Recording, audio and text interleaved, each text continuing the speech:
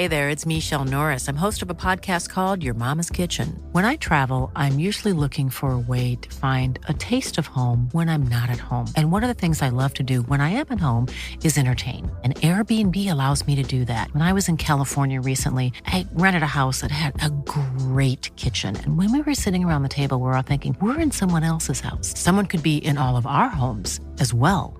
If you have a home, but you're not always at home, you have an Airbnb. Your home might be worth more than you think. Find out how much at airbnb.com/host.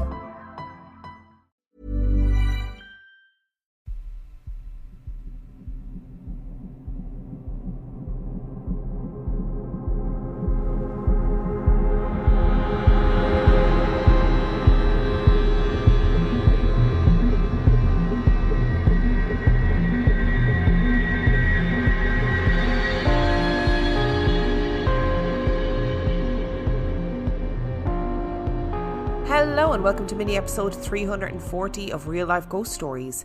And I have two spooky stories for you today, and the last story comes from February the 5th, 2024. And story number one comes from Molly. I've spent years and years trying to debunk something that to this day I still feel I haven't made a decision about. I would perhaps call myself a skeptic. I love debunking the paranormal, and I do so as much as possible.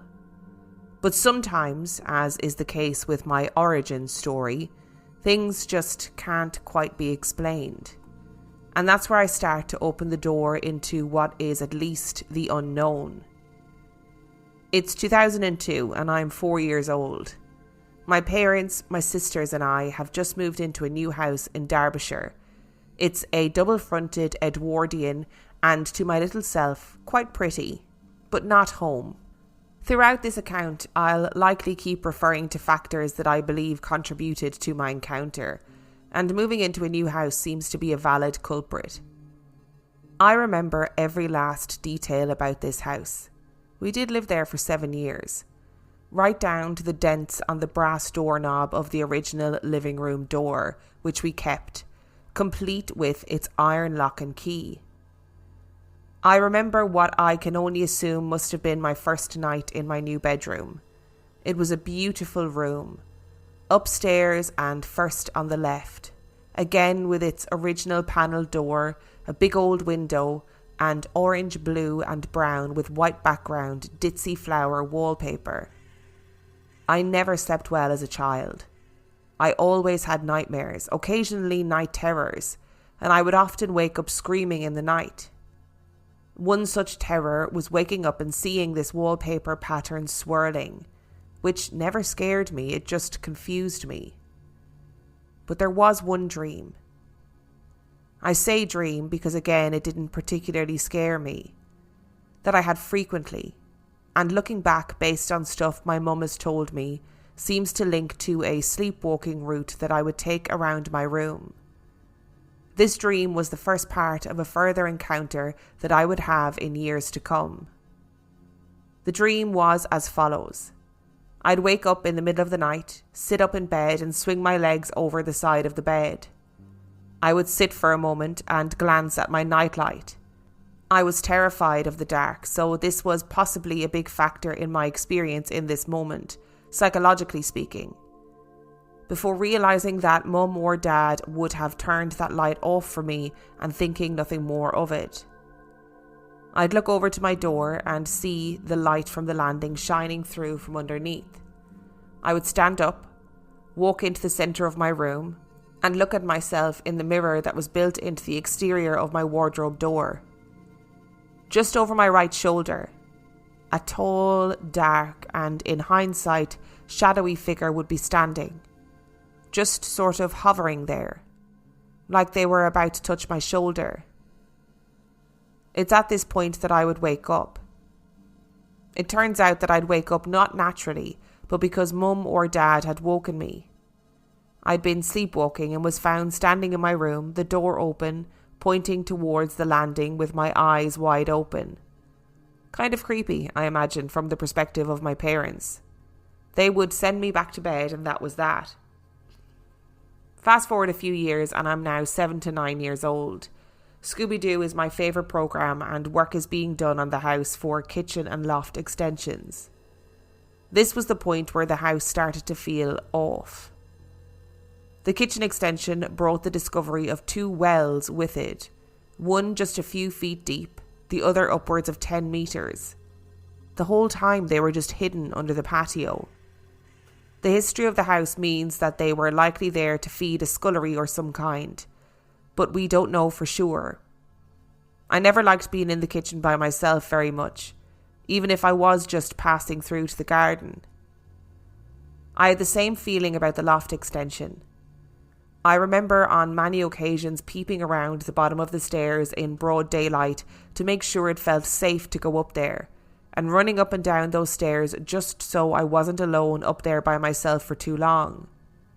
It just felt like someone was there, after all of the work that had been done to the house, and that they were angry or irritated. Even at 7 to 9 years old, I was telling myself it was just my imagination and that monsters don't exist because they get unmasked at the end of the day, like in Scooby-Doo. So that was the backstory and some context. Fast forward again and I am 9 years old. Lots of change has been happening in the house, what with the extensions. My gran had just passed away and I was starting to be bullied at school. Some more possible factors there. But I was absolutely still an avid fan of Scooby-Doo. I woke up one night in the early hours of the morning. It was around 3 a.m. and I needed to go to the toilet. So I got up, walked to the bathroom to see that it was occupied. Luckily, we had a downstairs bathroom as well, so I nipped down the stairs half asleep. I got to the 3rd to bottom step, and a shadowy figure with hollow facial features but no fine details moved through the wall on my left and into the living room. Being an unusually rational child, I told myself that I just watched too much Scooby-Doo too late in the day, turned to my right and headed down the hallway to the bathroom situated at the back of the house. I have the living room, which has 2 doors, the original one I mentioned earlier at one end, and a typical 80s frosted glass window style one at the other on my left. The dining room on my right, next to the understairs cupboard, followed by the kitchen, and further up on my left, the bathroom that I'm walking towards. I take a few steps towards the bathroom, and the shadowy person passes in front of me again. This time from the living room through to the dining room. After the first encounter with the thing, I was wide awake as far as I can remember. But memory only serves so well after more than 15 years. Again, being a weirdly rational and possibly overly curious child, I decided to follow it into the dining room. I stood in the doorway and I saw it leave through the wall in the corner of the room near a tiny box TV that we had and disappear. Over the years, I've done lots of research into the paranormal and mostly its causes, and I know there are several theories surrounding EMF and infrasound, and how they not only fluctuate during paranormal activity, but also can be the causes of psychological and physical reactions for people, resulting in the paranormal encounter itself. It left a horrible feeling in my stomach.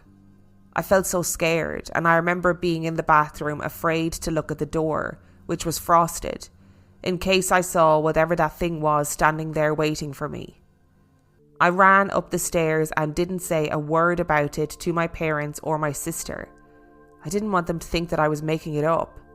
Because I had a very strong imagination, I knew this, but to me it felt so real. I spent the next 17 years of my life developing an interest in all things paranormal or supernatural, hoping to find at least someone who had had the same experiences that I had had. I read a lot of books and articles, people's encounters, the psychology behind it all, the science, the histories of places, all kinds of stuff. And one day I found a book that had a chapter on shadow people, a phenomena that I had never heard of before, and I've been trying to debunk what I saw ever since. But so far I've had no luck. Earlier this year and in more recent years, I've mulled it all over and finally managed to talk to my family about it all. When I asked my sister, she said she could also never be in the loft by herself for exactly the same reasons as me. She also said that her bedroom scared her, that it just didn't feel right. then refused to mention it anymore because the memory was creeping her out.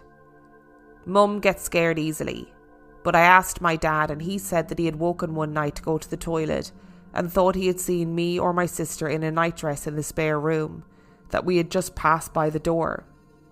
Suspecting we were both awake and playing, he opened the door to check on us and ask why we were awake, but found no one there. Night terrors run in my family, but on my mum's side, not my dad's.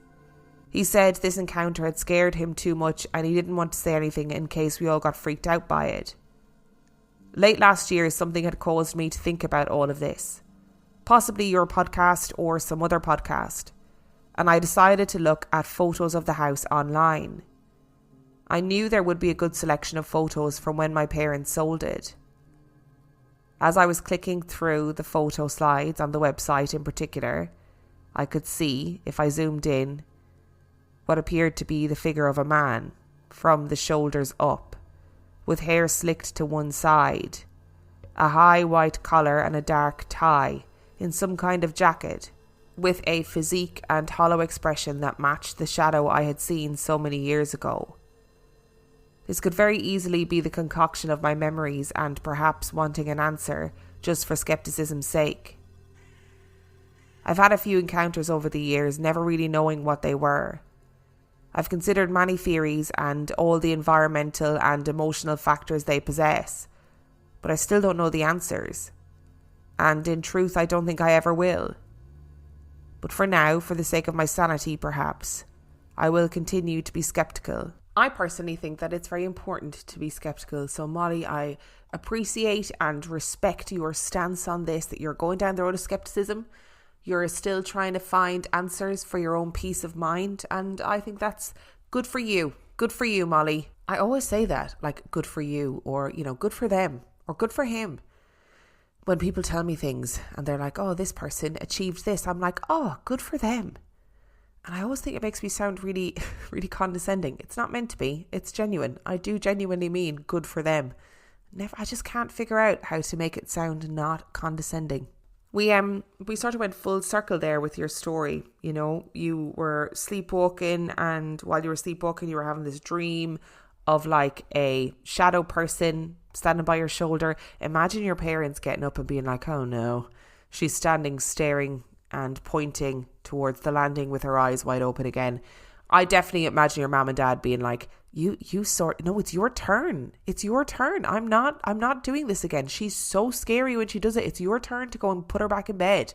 It's not my responsibility. I did it last night. No, I'm not doing it again. She's going to start talking about that shadow figure. It's the big eyes, the pointing. I'm not doing it. In all seriousness though, I have read in paranormal books that doing extensions or building work often disturbs the energy of a house or a building. So I wonder if that's what happened here, that you guys were doing this extension work and it rattled loose whatever was living in there. Because you said it felt like something was angry or irritated, like maybe it was. I'm also so impressed at your rationality as a child to be like, I've been watching too much Scooby-Doo, too late in the day. That's why I've seen a shadow person exiting from the wall into the living room. That is so logical and rational for a child. But then, of course, you know, to see it again, etc., not good. And to me, it sounds like whatever you were seeing in your dreams, maybe it could only appear in your dreamscape. It kind of sounds like the building work rattled it loose and then suddenly you could see it in real life. I mean, fundamentally, I appreciate that adds nothing to your understanding of the situation, so I'm sorry. I would, however, love to see the picture if you still have it, or if you have access to it from when your parents last sold it. I would love to see it, just to see if I can see the same thing as you can see in the picture. I apologise if you've already sent it in. I did go back through the emails and check to see if you'd already sent it in, and I don't think that you have. So I apologise if you have and I've missed it.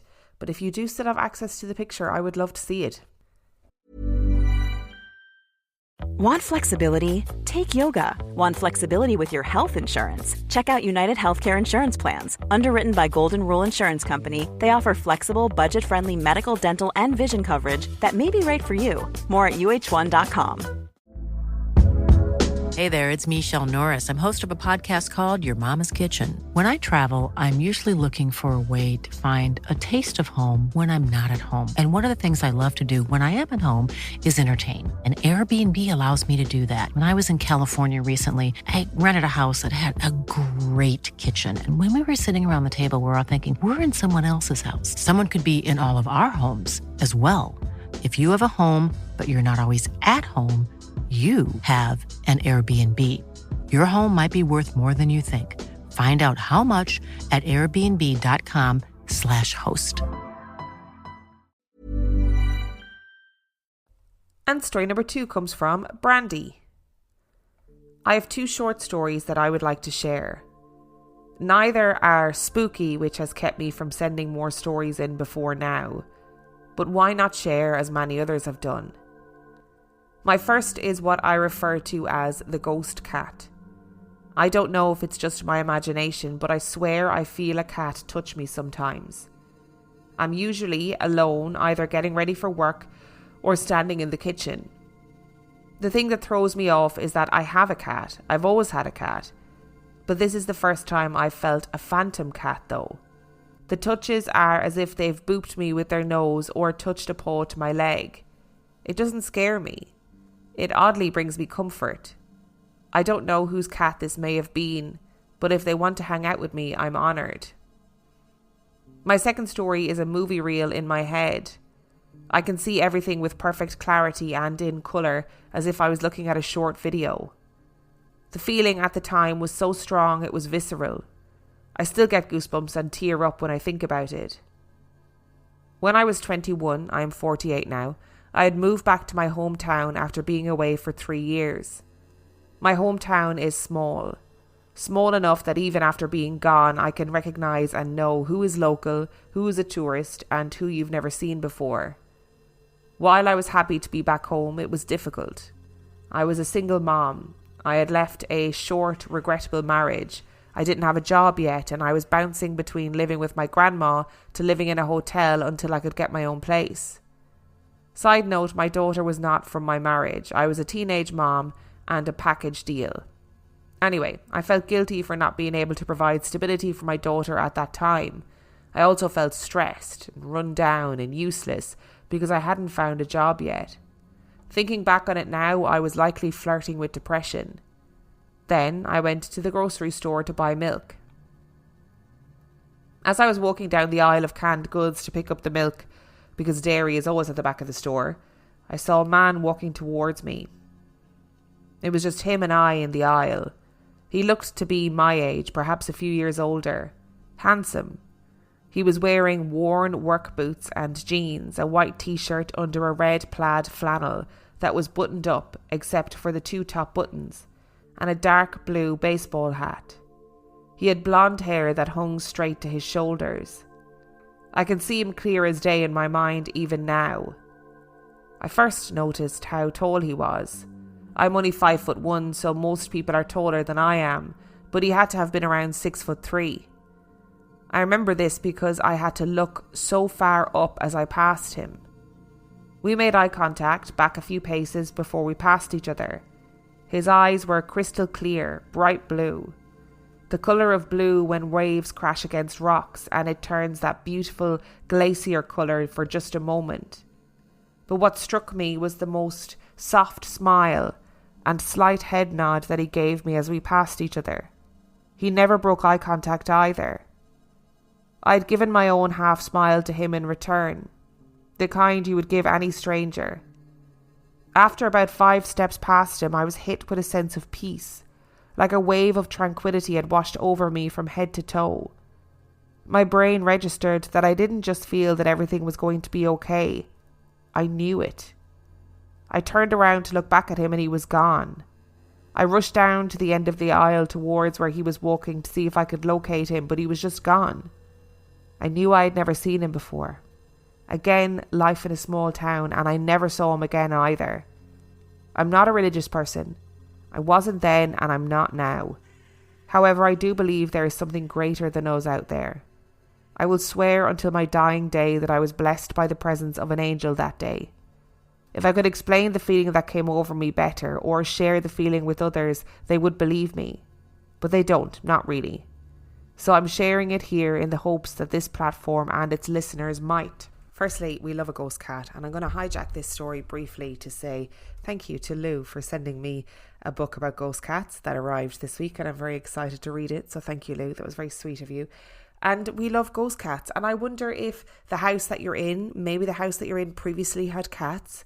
Maybe they had cats that died, and maybe the presence of your cat has allowed another cat spirit to sort of just bop around the house, boop you on the back of the leg, let you know that it's there. It's kind of sweet. I love it. We'll keep ghost cats around. We're happy with that. And in regards to the second half of your story, I do think there are people that people encounter that have a certain strange, ethereal, otherworldly energy. I don't know whether you'd call them guardian angels, aliens. I don't know what you'd call them, but I do think that genuinely does happen to people. We've had stories before of people who have encountered people and had similar feelings where they suddenly were flooded with peace and just felt like everything was going to be okay. We've had incidents where people have encountered people where they just felt like they were evil, they were not good people. And I think it's probably really hard to describe these entities, these experiences outside of religious terms. But even if this man was real, right? Even if he was just a real guy and he was just there and you thought that he disappeared, he hadn't disappeared. Even if that was the case, his energy still had a profound impact on you. And that in itself is pretty amazing.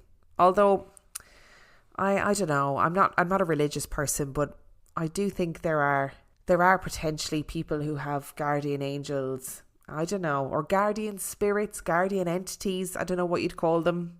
I also think there are people in the world who just exude goodness, Thank you so much for listening to today's episode. Thank you to Molly and Brandy for sending in your stories. Remember, the last story came from February the 5th, 2024. And if you would like to send in your story, you can do so by emailing it to reallifeghoststoriespodcast@gmail.com. You can also check out the website reallifeghoststoriespodcast.com. And if you are desperate for some extra content, you can subscribe to the Patreon. That is patreon.com/Real Life Ghost Stories, where for $5 a month or $2 a month, you get access to heaps of extra content, as well as every single main and mini episode completely ad-free. And on that note, I shall see you next time.